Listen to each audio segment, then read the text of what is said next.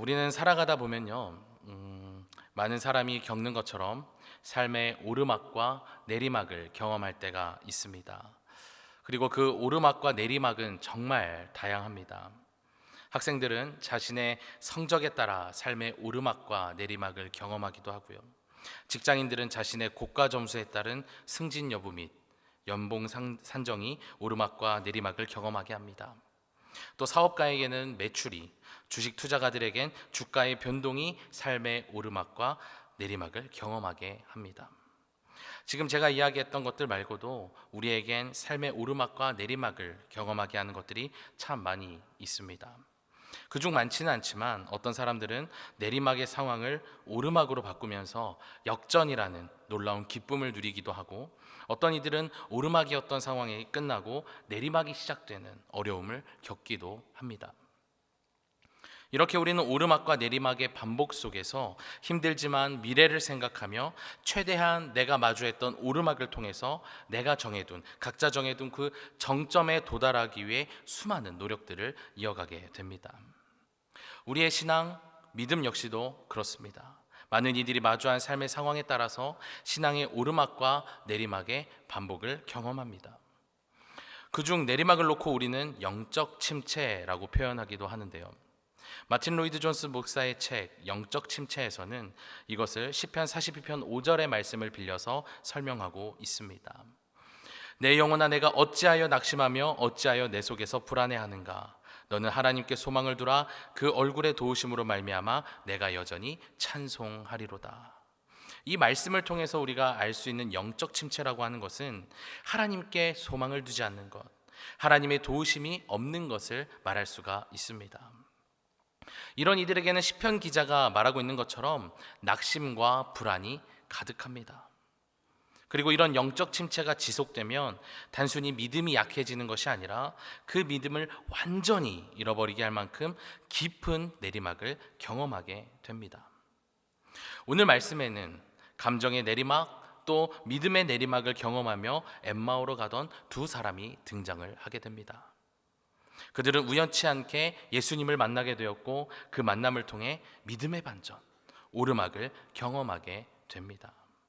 오늘 이 시간 오랫동안 여러분들의 신앙을 흔들었던 아픈 일들을 주님께 내어놓는 그 간절한 마음으로 오늘 말씀에 귀 기울이셔서 주님께서 베푸시는 놀라운 은혜와 회복을 누리시기를 주님의 이름으로 축복합니다. 오늘 본문에 등장하는 두 제자는 12제자는 아니었습니다. 12제자 외에 예수님을 아주 가까이에서 따랐던 사람들이었던 것 같습니다. 그 두 사람은 엠마오를 향해 걸어가면서 예수님의 죽음과 빈무덤에 대한 이야기를 나누고 있었습니다.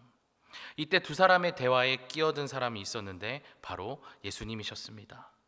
그런데 두 사람은 그토록 믿고 따르던 스승을 가까이에서 마주했음에도 불구하고 전혀 스승을 알아보지 못했습니다. 오늘 본문 16절에서는 그 이유에 대해 그들의 눈이 가려졌기 때문이라고 설명하는데요. 도대체 무엇이 그들의 눈을 가렸기에 스승조차 3년이나 동고동락했던 스승을 온전히 알아보지 못했던 걸까요? 그것은 믿음의 흔들림 때문입니다.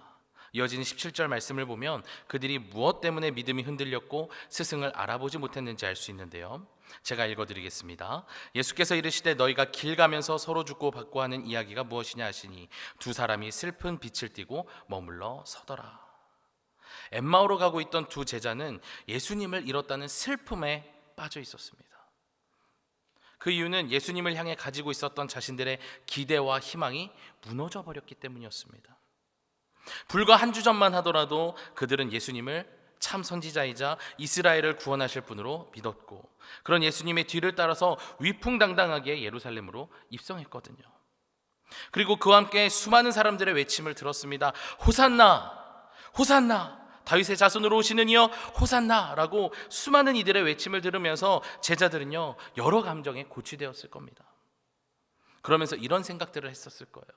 자, 이제 곧 있으면 우린 예수님을 통해서 로마로부터 해방이 될 거고 우리만의 나라를 세울 거야. 그때 우리는 한 자리씩 차지하게 될 거야.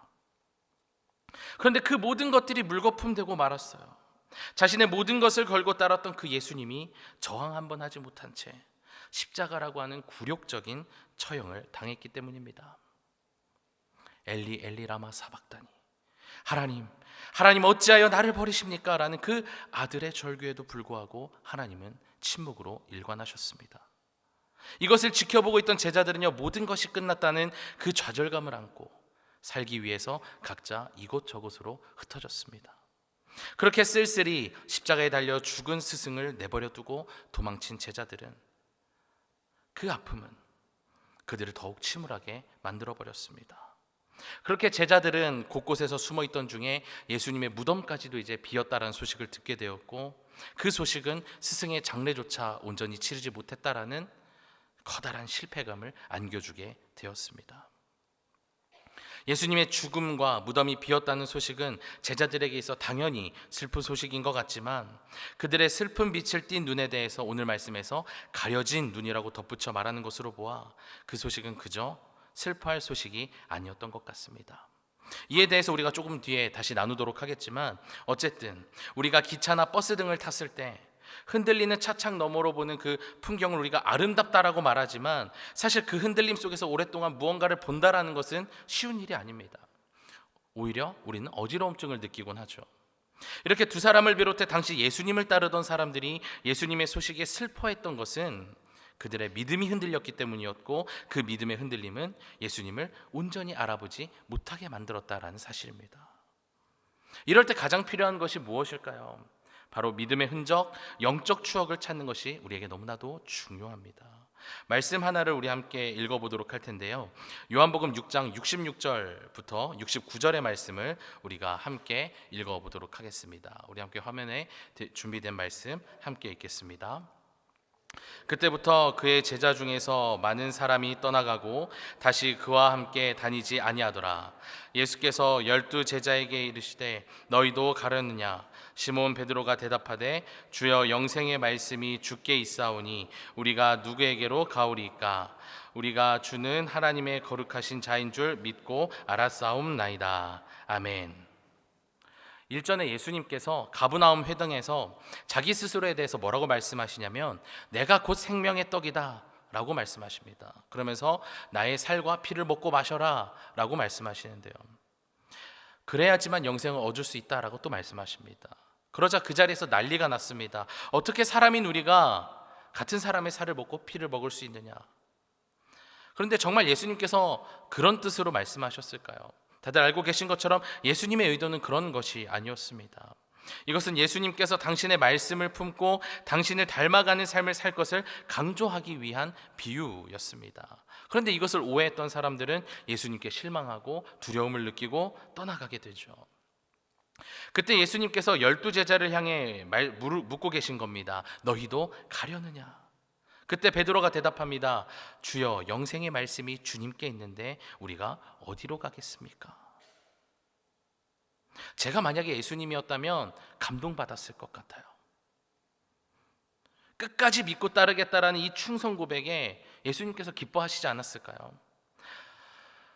그런데 이렇게 아주 자신감 있게 제가 주님을 끝까지 믿고 따르겠습니다라고 고백했던 이 베드로가요, 이후에 어떤 일을 저지르게 됩니까? 마태복음 26장 74절의 말씀 제가 또 읽겠습니다. 그가 저주하며 맹세하여 이르되 나는 그 사람을 알지 못하노라 하니 곧 닭이 울더라. 베드로는 예수님께서 신문을 받으실 때 뒤따라갔다가 사람들로부터 예수와 함께 있었던 사람이 아니었느냐, 당신이 예수님의 제자가 아니냐라는 물음과 의심을 받게 되자 예수님을 저주하고 맹세까지 하며 예수님을 부인하게 되죠. 어떻게 보면 베드로 역시도요, 예수님을 은 30냥에 팔아버렸던 가룟 유다와 그다지 다르지 않은 것 같습니다. 똑같이 예수님을 배신했습니다. 그런데 베드로와 가룟 유다가 마주했던 결말은 완전히 달랐습니다. 마태복음 27장 4절과 5절에 기록되어 있는 가룟 유다를 우리가 먼저 살펴보도록 하겠습니다. 제가 또 읽겠습니다. 이르되 내가 무죄한 피를 팔고 죄를 범하였도다 하니 그들이 이르되 그것이 우리에게 무슨 상관이냐, 내가 당하라 하거늘. 유다가 은을 성소에 던져놓고 물러가서 스스로 목매어 죽은지라. 아멘. 뒤늦게 뭔가 잘못되었다라고 유다는 생각했습니다. 그래서 자기가 받았던 그 은 30냥을 돌려주러 성전에 돌아가게 됩니다. 그러나 제사장들과 장로들로부터 그게 우리와 무슨 상관이 있느냐라는 오히려 이야기를 듣게 되었고, 그 죄책감을 견디지 못했던 유다는 자살하게 되죠. 어떤 사람들은 이런 유다의 죽음을 당연한 것이라고, 마땅한 것이라고 생각할지도 모르지만, 유다와 같이 예수님을 모른다라고 했던, 예수님을 배반했던 베드로의 상황은 완전히 유다와 달랐습니다. 요한복음 21장 17절의 말씀입니다. 제가 또 읽겠습니다. 그들이 조반 먹은 후에 예수께서 시몬 베드로에게 이르시되 요한의 아들 시몬아, 내가 이 사람들보다 나를 더 사랑하느냐 하시니, 이르되 주님 그러하나이다. 내가 주님을 사랑하는 줄 주님께서 아시나이다. 이르시되 내 어린 양을 먹이라 하시고. 아멘. 맹세까지 하며 예수님을 모른다라고 했던, 외면했던 그 베드로에게 예수님이 나중에 찾아오시죠. 그를 위해 불을 피우시고 식사까지 준비하셨습니다. 그리고 그가 다시 돌아올 수 있도록 물어보십니다.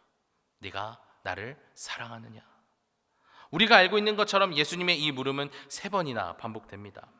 이 반복 속에서 베드로가 느낀 것이 과연 무엇이었을까요? 네가 나를 사랑하느냐라는 그 말 이면에 담긴 나는 너를 사랑해, 난 너를 사랑하고 있어, 이것을 느꼈던 것이죠. 아마 베드로의 머릿속에는 그 순간에 그동안 예수님을 통해 경험했던 예수님의 사랑과 그 은혜들이 파노라마처럼 스쳐 지나갔을 겁니다. 그 믿음의 추억이 그로 하여금 다시 예수님께로 돌아갈 용기가 되었습니다. 이런 것처럼 때때로 우리의 믿음이 흔들릴 때 우리에게 믿음의 추억을 떠올리는 것이 너무나도 필요합니다. 그것은 언제든지 우리가 받은 은혜를 기억하게 할 뿐만 아니라 은혜의 주체이자 그 자체가 되시는 하나님을 기억하게 합니다. 그리고 우리에게는 이거면 충분하다라는 것이죠. 내가 어떻게 마주하고 있는 문제와 그 상황을 해결하려고 하지 않아도 괜찮다는 겁니다. 그 다음은 하나님께서 하실 일이에요. 주님을 향한 신뢰를 회복하고 이어가는 것, 그것이 믿음이고요, 그 믿음이 우리를 회복하도록 도와준다라는 것입니다. 오늘 말씀에서도 그와 같은 일들이 동일하게 일어나는 것을 우리는 볼 수 있습니다. 오늘 본문에 예수님께서 두 사람에게 무슨 이야기를 하고 있는지 묻자 그들은 예수님께 예수님에 대한 이야기를 전하게 됩니다. 예수님이 어떤 분이신지, 어떻게 십자가에 달려 돌아가셨는지, 그리고 이후에 무덤에 모셨으나 며칠 후에 그 무덤이 비었다는 안타까운 소식까지 전하게 됩니다. 자, 그 이야기가 마쳐지자 예수님께서는요 그들을 나무라십니다. 이 미련한 자들아 라고 나무라시는데요, 그 이유를 우리는 26절에서 알 수 있습니다. 그리스도가 이런 고난을 받고 자기의 영광에 들어가야 할 것이 아니냐 하시고, 이 26절에 나타나는 예수님의 어투를 통해 우리가 알 수 있는 것은 뭐냐면요, 그리스도 예수께서 겪은 고난의 과정은 반드시 일어나야 할 과정이었다는 것입니다. 필연적인 일이었다라는 것이죠. 앞서 이야기했던 것처럼 예수님의 십자가 고난의 소식과 무덤이 비었다는 그 부활의 소문들은요 슬퍼할 일이 아니었다라는 것입니다. 즉 죽음의 길처럼 보였던 그 예수님의 길은요 오히려 승리의 길이자 영광의 길이었다라는 것입니다. 그날 엠마오를 향해 걸어가던 두 사람도 이것을 온전히 알지 못하는 바람에 좌절감과 슬픔에 빠질 수밖에 없었고, 다른 이들과 같이 예루살렘에서 벗어나는, 예루살렘을 떠나는 선택을 할 수밖에 없었습니다. 이어서 예수님께서는 이들을 그냥 보내지 않으십니다. 27절에 보면 그대로 구약 성경의 말씀을 통해서 그리스도에 대한 모든 말씀을 다시 풀어주시면서 그들의 오해를 이제 또 풀어주시는데요, 그렇게 두 사람은 예수님께로부터 새롭게 배우고 함께 떡을 떼고 교제하게 되니까 31절에서 놀라운 일이 일어나게 됩니다. 그들의 눈이 밝아져 그인 줄 알아보더니 예수는 그들에게 보이지 아니하시는지라. 여기서 놀라운 것은요, 그들의 눈이 밝아져서 나와 함께 계셨던 분이, 우리와 함께 계셨던 분이 예수님이었어, 이런 깨달음보다 예수님께서 사라지셨다라는 겁니다. 그런데 우리가 더 놀라야 하는 부분은 예수님이 단순히 사라진 것이 아니라 본문 16절에서 이전에도 예수님을 알아보지 못했던 것처럼 똑같이 예수님을 보지 못하게 되었는데 그 반응이 이전과 달라졌다라는 것을 우리는 마주하게 되는 겁니다. 32절 말씀입니다. 그들이 서로 말하되 길에서 우리에게 말씀하시고 우리에게 성경을 풀어주실 때에 우리 속에서 마음이 뜨겁지 아니하더냐 하고, 이전까지 예수님을 잃었다라는 그 슬픔에 빠져 있었던 그들은요 이제 더 이상 예수님이 떠나가셨음에 슬퍼하지 않게 되었습니다. 오히려 이렇게 고백하는 겁니다. 우리에게 말씀하시고 성경을 풀어주실 때 마음이 뜨거워지지 않았는가? 네, 이들은요 처음 엠마오로 내려가기 시작했을 때와 예수님과의 만남 이후에도 여전히 똑같이 예수님을 알아보지는 못했지만 이제는 처음과 달리 이제 그들 안에 뜨거운 열정과 소망이 생겨났다라는 거예요. 오늘 이 말씀에서 우리가 깨달아야 할 것은 무엇이냐면 우리의 소망은 이 세상의 현실이 아니라 예수 그리스도를 믿는 믿음에 있다라는 것입니다. 우리가 살아가는 세상은 여러 가지 세상적 가치로 가득한 사상 또는 이데올로기를 통해서 우리의 참된 소망을 현실이라는 그 작은 그릇에 가두게끔 합니다. 물론 세상에서 말하는 것들이 완전히 무가치하다는 것은 아닙니다. 그런데 자꾸만 우리는 이 땅에서의 만족만을, 이 땅에서의 소망만을 바라며 살아간다는 것이죠. 하나님께서는 세상이 말하는 그 이상의 놀라운 소망을 우리의 삶에 계획해 두셨습니다. 그래서 바라는 것은요, 우리 스스로 하나님의 계획을 제한하지 않았으면 좋겠습니다. 그리고 여러분 스스로를 세상의 가치 안에 가두지 않았으면 좋겠습니다. 흔들리는 눈으로 보는 사람과 믿음의 눈으로 보는 사람의 인생은 전혀 다릅니다. 이어지는 본문 33절 말씀을 보면 이제 믿음의 눈을 가지고 모든 것을 깨닫게 된 이 두 사람이 무엇을 하는지 우리는 볼 수 있게 되는데요. 우리 함께 말씀을 읽어보도록 하겠습니다. 오늘 본문 33절입니다. 시작. 곧 그때로 일어나 예루살렘에 돌아가 보니 11 제자 및 그들과 함께한 자들이 모여 있어. 아멘. 곧 그때로 일어나 예루살렘에 돌아가. 이 두 사람은요 지체하지 않고 즉시 그들이 떠나왔던 예루살렘으로 돌아가게 됩니다. 어째서 그렇습니까? 그들 마음에 확신이 찼기 때문에. 이렇게 확신에 찬 믿음과 뜨거움, 열정을 품고 살아가는 사람들에게는 이전과 다른 추진력을 갖게 합니다. 이것은 엄청난 힘이에요. 왜냐하면 이전에 하지 못했던 일들을 가능하게 하기 때문에. 이전까지는 예루살렘에서 떠나야만 했는데 이제는 예루살렘으로 돌아가는 거죠. 그렇게 예수님을 만났던 이 두 사람은요 로마 군인이나 바리새인들의 핍박과 박해가 있을 수 있음에도 주저하지 않고 예루살렘으로 돌아가서 베드로가 겪은 일을 듣기도 하고 또 자신들이 겪은 일들을 이야기해 주게 됩니다. 이렇게 우리 그리스도인들의 오르막은요 주님을 통해 얻은 확신과 열정을 가지고 그 어떤 어려움에도 맞서는 것을 의미합니다. 단순히 내 삶에 어떤 여유가 생기고 계획한 일들이 잘 되는 것만이 오르막이 아니라는 거예요. 그런 것이 승승장구가 아니라는 것입니다. 그렇다고 해서 어떤 부담감을 가져야 한다는 것은 아니지만 정말 내가 죽게 될지도 모르는 그 어려움에도 불구하고 그것마저도 괜찮다고 여길 수 있는 일이 있다라고 한다면, 그러한 사명이 있다라고 한다면 그보다 복된 삶이 어디 있겠습니까? 저는 그것이 우리 그리스도인의 삶인 줄 믿습니다. 그리고 그것은 오늘 이 자리에서 말씀을 전하고 있는 저에게만 있는 것이 아니라 지금 오늘 이 자리에서 함께 예배하고 있는 여러분 모두에게도 있습니다. 모든 것이 늘어지는 어떤 평안함만을 얻고자 하는 것은 그리스도인의 삶이 아닙니다. 만약 나도 모르는 사이에 언제부턴가 편안함만을 추구한다라고 한다면 그것은 내 삶에 또 내 신앙에 문제가 생겼음을 의미합니다. 왜냐하면 우리 기독교 신앙의 가장 기초가 되는 사랑은 희생을 필연적으로 수반하기 때문입니다. 사랑은 희생을 기초로 합니다. 그래서 하나님을 정말로 사랑한다면 조금 더 내 시간을 쓰고 나의 것을 드리고 싶어지지 않겠습니까? 그렇게 우리가 우리의 시간을 구별하고 쓰고 나의 것을 드리고 예수님의 사랑을 실천하며 예수님을 닮아간다면 주님은 그런 우리를 기쁘게 여기시고 우리의 그 수고와 희생이 헛되지 않도록 놀라운 열매를 허락해 주실 것입니다. 총각 때도 그랬지만 결혼하고 나서도요 아이를 낳기 전까지는 제가 아낌없이 주는 사랑, 하나님의 마음이 어떤지를 온전히 알지 못했던 것 같습니다. 그런데 아이가 생기니까 좀 알겠더라고요. 아무리 이 아이가 장난을 치고 서글썩이고 그래도 저에게서 닮은 점 하나라도, 아주 작은 것이라도 닮은 점을 발견하게 되면 너무나 사랑스러워서 어쩌질 못하겠더라고요.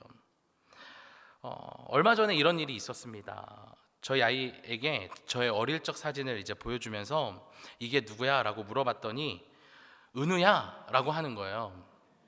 자기가 찍은 사진이 아닌데도, 제 사진인데도 본인이랑 비슷하게 생겼는지 제 사진을 보고 자기라고 이제 착각을 하더라고요. 그래서 제가 여러분들이 아주 궁금해하실 것 같아서 사진을 준비했는데요. 네, 띄워주시겠어요? 제가 좀 더 나은 것 같긴 한데 굉장히 비슷하죠. 저도 제가 봐도 깜짝 놀랐는데요. 이 아이가 저랑 닮았다라는 사실을 느낄 때마다요, 이 아이를 사랑하지 않을 수가 없습니다. 무엇이든 다 해주고 싶다는 마음이 들어요. 저는 하나님께서도 우리를 향해 그러실 거라고 저는 생각합니다. 매일같이 속을 썩이고 답답하게 하고 심지어 자신을 부정하더라도 부인하더라도 가끔 보여주는 조금이나마 닮은 모습에 마음이 녹아내리는 거죠. 오늘 본문에 등장하는 두 사람이 용기를 내어 엠마오를 향하던 그 걸음을 돌이켜 예루살렘으로 향한 것도 저는 그 마음을 이어받은 것이라고 생각합니다. 내가 받은 은혜를 아낌없이 나누겠다는 사랑, 주님께서 이미 십자가에 보여주셨던 그 사랑을 실천하겠다라는 것이죠. 오늘 이곳에 모인 우리에게도 이와 같은 사랑이 회복되기를 소망합니다. 그리고 이것을 온전히 이루기 위해서는 엠마오에서 예루살렘으로 향할 수 있도록 우리의 시선을 예수 그리스도께로 향해야 하는 것이 너무나도 필요한데요. 오늘날 한국교회를 비롯한 한국교회의 성도들에게 있어 가장 위험한 것이 무엇이냐면 다른 것이 아니에요. 내리막을 향해 쏜살같이 달려가는 그 삶에 어떠한 변화조차 없다라는 것이 위험한 것이죠. 내가 위험한지를 인식조차 못하는 것이 너무나도 위험하다는 것입니다. 제가 지난 7월 달에 부임 인사의 내용을 주보에 실었었습니다. 아마 읽어보신 분들도 있으실 텐데요. 그때 함께 실었던 하나의 시가 있었습니다. 바로 반칠한 시인의 우리들의 타이타닉이라는 제목의 시의 한 구절이었는데요. 그 한 구절을 잠깐 또 나누려고 합니다. 제가 잠시 읽겠습니다. 침몰하고 있는 배를 구명정일 거라고 철석같이 믿으면서 철석 안심하고 가라앉는 종교를 보았느냐. 이 구절은요, 기독교의 안일함, 이미 저 깊은 바닷속으로 가라앉고 있으면서도 나는 구원받았다라고 착각하고 있는 그런 기독교인들의 안일함을 꼬집고 있는 내용입니다. 생각보다 많은 그리스도인이 이런 착각에 빠져서 점점 자신의 호흡이 가빠져 오는 것을 알아차리지 못하고 죽어가는, 내가 죽는지조차 알지 못하고 그렇게 하나님과 멀어지고 있습니다. 우리가 마주하는 영적 침체의 가장 큰 문제는 내가 가고 있는 방향이 어딘지 온전히 알아차리지 못하고 그 방향을 바꾸지 못하는 것입니다. 엠마오를 향해 가던 그 방향을 예루살렘으로 바꾸지 못하는 것이 문제라는 거예요. 왜 그렇습니까? 두려워서. 이런 우리에게 필요한 것은 주님께서 우리를 향해 보여주신 열정과 사랑을 깨닫고 회복하는 것입니다. 다들 크리스마스 시를 아실 겁니다. 학창 시절에 강요 아닌 강요로 학교에서 이제 사라고 해서 이제 어쩔 수 없이 샀던 기억이 저에겐 있는데, 시를 구입하면 이제 이것이 누군가에겐 도움이 된다 그래서 이제 샀었습니다. 근데 이 크리스마스 실이 시작된 계기를 여러분들은 잘 알고 계신가요? 이 크리스마스 실이라고 하는 것은요, 한 선교사님으로부터 시작이 되었습니다. 셔우드 홀이라는 선교사님으로부터 시작이 됐는데요. 이 셔우드 홀 선교사는 선교사였던 부모님 제임스 홀과 로제타 홀을 따라서 1891년 의료 선교를 위해 조선 땅에 오게 됩니다. 그는 어린 시절을 조선에서 보내면서 조선인들이 소위 폐병이라고 불리는 그 결핵으로 인해 수없이 죽는 것을 보았고, 이런 이들이 불쌍하게 여겨져서 이들을 돕고자 하는 마음을 이제 갖게 됩니다. 그래서 조선에서 어린 시절을 보내고 다시 미국으로 돌아간 셔우드홀은 결핵을 공부하고 의사가 되어서 다시 조선에 돌아와 수많은 결핵 환자들을 고치고 돕기 시작합니다. 그런데 이 사람들을 돕기 위해 돈이 필요하니까 제작했던 것이 크리스마스 실이었던 것이죠. 그런데 셔우드홀에게 있어서 조선은 그다지 좋은 추억이 가득한 곳이 아니었습니다. 그래서 그가 다시 조선 땅에 돌아와서 선교를 한다는 것, 의료 활동을 한다는 것은 쉬운 일이 아니었는데요. 왜냐하면 조선은 사랑하는 아버지와 여동생을 앗아갔던 곳이었습니다. 풍토병으로 인해 아버지와 여동생을 잃었거든요. 그럼에도 불구하고 셔우드홀은 다시 조선에 돌아왔고 그의 일생을 조선에 바치게 됩니다. 어째서 셔우드홀은 그렇게 할 수 있었던 걸까요? 셔우드홀은 어려움이 닥쳐올 때마다 이렇게 이야기했다고 합니다. 나 하나 죽어서 이 조선 땅에 복음이 전해질 수 있다면 기꺼이 죽을 것이다. 정말 대단하지 않습니까? 자신에게 있어 전부라 할 수 있는 그 가족을 앗아간 땅과 그 사람들을 사랑하여 자신의 모든 것을 쏟아붓는다는 것. 이것은 말로 표현할 수 없는 정말 엄청난 열정과 사랑이죠. 우리는 셔우드홀이 가졌던, 또 오늘 본문에 등장하는 두 제자가 회복했던 그 사랑과 열정을 우리는 이미 예수 그리스도의 십자가를 통해 경험했습니다. 그래서 우리는 그 사실을 잊지 말고 항상 기억하면서 이 사랑과 열정을 회복하기 위해 수고해야 합니다.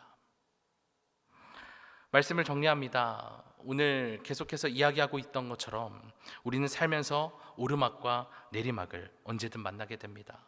그리고 그 오르막과 내리막은 우리의 믿음과 신앙에 큰 영향을 미칠 것입니다. 그리고 그 반복 속에서 우리의 믿음과 신앙은 또다시 흔들릴지도 모릅니다. 그러나 괜찮습니다. 오늘 말씀을 통해서 우리가 알게 된 것처럼 주님께서는 흔들리는 우리를 찾아오셔서 우리를 끝까지 붙잡아 주실 줄로 믿습니다. 우리가 그때 무언가 더 하려고 하지 않아도 괜찮습니다. 그저 주님을 신뢰하시길 바랍니다. 주님은 그 믿음을 보시고 알려주시고 우리로 하여금 깨닫게 하실 것입니다. 그리고 그 깨달음은 언젠가 우리에게 확신이 되고 열정이 되어서 우리를 엠마오에서 예루살렘으로 주저하지 않고 다름질쳐 올라가게 할 것입니다.